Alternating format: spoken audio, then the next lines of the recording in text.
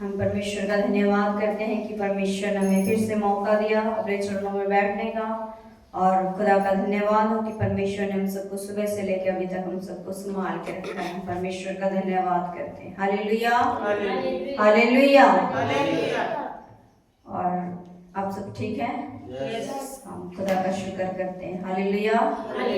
जैसा कि आज आपके सामने वचन में से पढ़ा गया है, और आज का वचन बेबी आंटी ने पढ़ा मरकुस की अंजील उसका 3 बाब उसकी 31 आयत से लेके 35 आयत तक आज का वचन पढ़ा गया है। और आज का वचन देखें खुदा हमसे क्या कहना चाहता है। हालेलुया। जैसा कि यहाँ है ना ऊपर ही लिखा है, यीशु की माता और भाई। परमेश्वर ने किसे ये कहा कि ये मेरा भाई और ये मेरी माता, ये मेरी बहन है। हालेलुया। हम देखेंगे आज के वचन में कि परमेश्वर ने किसको ना अपना भाई, अपना माता है ना, अपना पिता या अपनी बहन, किसको खुदा ने बताया है कि जो उनके उस समय माता पिता थे उसे नहीं, पर खुदा का वचन में जो कहता है ना, आज हम अपना ध्यान वचन की तरफ लगाते हैं कि परमेश्वर किसे अपना भाई, अपनी बहन है या अपनी माता समझ रहे हैं। हालेलुया। देखिए 31 आयत में क्या कहते हैं परमेश्वर का वचन। तब उसकी माता और उसके भाई आए और बाहर खड़े होकर उसे बुलावा भेजा। हालेलुया। प्रभु यीशु मसीह क्या कर रहे हैं यहाँ पर? यरूशलेम में वो प्रचार कर रहे थे, तो कोई व्यक्ति है ना प्रभु यीशु मसीह के आ करके उसे कह रहा है कि देख तेरा भाई, तेरी माता और तेरा भाई क्या बाहर खड़े होकर के तुझे क्या कर रहे हैं? बुला रहे हैं। तो परमेश्वर क्या कर रहा है उस टाइम? परमेश्वर क्या कर रहा है? मंदिर में, यरूशलेम के मंदिर में खड़े होकर क्या कर रहे थे? उस टाइम प्रचार कर रहे थे। तो कोई बाहर से आकर व्यक्ति कहता है कि तेरी माता, तेरा भाई क्या कर रहा है? बाहर खड़ा है ना, तेरा इंतजार कर रहा है। पर देखिए परमेश्वर ने क्या कहा, 32 आयत देखें। भीड़ उसके आसपास बैठी थी और उन्होंने उससे कहा, देख तेरी माता और तेरे भाई बाहर तुझे ढूंढते हैं। उसने उन्हें उत्तर दिया, मेरी माता और मेरे भाई कौन है? हालेलुया। यहाँ देखिए 32 में क्या है? भीड़ उसके आसपास क्या थी? बैठी थी। तो प्रभु यीशु मसीह उस जगह क्या कर रहे थे? प्रचार कर रहे थे। तो जो भीड़ थी है ना, एक बहुत बड़ी भीड़ वहां क्या कर रही थी? परमेश्वर के वचन को क्या कर रही थी? सुन रही थी, है ना। तो उसी टाइम एक व्यक्ति आकर के उसे कहता है कि तेरा भाई, तेरी माता क्या बाहर खड़े हैं। तब परमेश्वर ने उस व्यक्ति से कहा कि मेरी माता और मेरा भाई कौन है? उस व्यक्ति को पूछा गया है ना, कि जब उसने कहा प्रभु यीशु मसीह से कि तेरी माता, तेरा भाई बाहर खड़े हैं, तो उस व्यक्ति से सवाल किया प्रभु यीशु मसीह ने यहाँ पर, क्योंकि यहाँ देखिए 33 आयत में सवाल का चिन्ह दिया गया है। तो परमेश्वर ने उस व्यक्ति से ना, जो उसे कहने आए होंगे कि देख तेरी माता, तेरा भाई बाहर खड़े तुझे ढूंढते हैं, तुझे बुलाते हैं, तो परमेश्वर ने उससे एक सवाल किया कि मेरी माता और मेरा भाई कौन है ना। यहाँ हम देखें, ध्यान दें। तो क्योंकि परमेश्वर उस टाइम क्या कर रहे थे? प्रचार कर रहे थे, वचन को ना सुना रहे थे। जो उसके आसपास एक बड़ी भीड़ थी और वचन को क्या कर रही थी? सुन रही थी। तो उसी टाइम एक व्यक्ति आकर उसे बोलते, तेरी माता, तेरे भाई बाहर खड़े तुझे बुला रहे हैं। तब परमेश्वर ने उस व्यक्ति से कहा कि मेरी माता और मेरा भाई कौन है?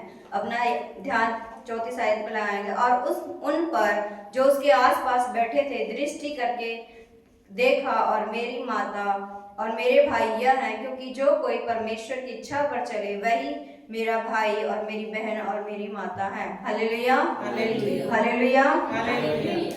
परमेश्वर के वचन में क्या है? जो कोई है ना, जो वचन वहां सुन रहे थे आसपास जो उसके बैठे थे, परमेश्वर ने क्या कहा कि जो कोई मेरे वचन को सुनता है और उसको मानता है और उस पर चलता है, वो क्या है? मेरी माता, मेरी बहन और मेरा भाई है ना। परमेश्वर हमें क्या कह रहा है? अपनी बहन, अपनी माता, अपना भाई हमें समझ रहा है, क्योंकि परमेश्वर का वचन यही यहाँ सिखाता है कि जो कोई, हम है ना, आप जो भी हो, जो परमेश्वर की इच्छा पर चलता है, जो परमेश्वर के वचन पे चलता है, वही परमेश्वर का क्या है? भाई और माता और बहन है ना। अगर हम खुदा के वचन पे आज हम चल रहे हैं, तो परमेश्वर हमें क्या कह रहा है?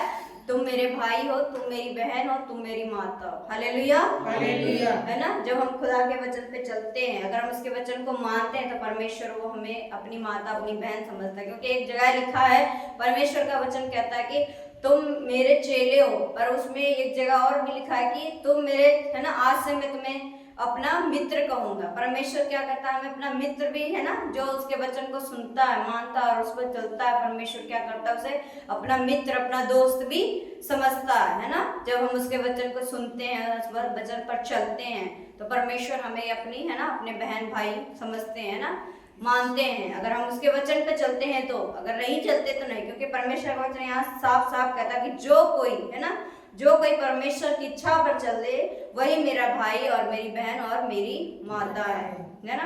हालेलुया। आज हम परमेश्वर के वचन पे चलते हैं। अगर हम चलते हैं तो हम क्या है, उसकी बहन, उसके भाई है ना, उसकी माता, उसके पिता है ना।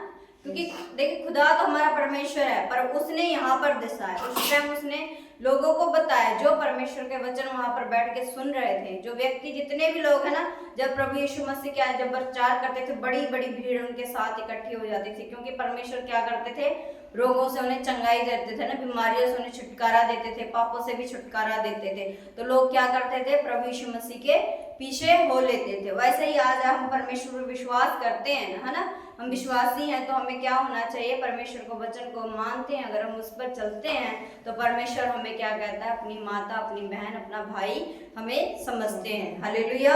क्योंकि परमेश्वर का वचन हमने अभी कुछ दिन ही हुआ, हमने जो वचन में से पढ़ा कि परमेश्वर का वचन कहता है, जो वचन को सुनता है, मानता है, वो उस बुद्धिमान व्यक्ति के समान है ना। अगर हम परमेश्वर के वचन को सुन के उसको मानते हैं, उस पर चलते हैं, तो परमेश्वर हमें एक बुद्धिमान व्यक्ति भी समझते हैं। अगर हम नहीं चलते, उस वचन को सुनकर यहीं छोड़ देते हैं ना, यहीं छोड़ के चले जाते हैं, तो हम उस मूर्ख व्यक्ति के समान ठहरेंगे। अगर हम उस वचन को, जो खुदा हमसे कहता है, हम उससे मानते हैं, उस वचन के अनुसार चलते हैं, तो परमेश्वर हमें क्या दर्शाते हैं, एक बुद्धिमान व्यक्ति भी हमें दर्शाते हैं। हालेलुया। हालेलुया।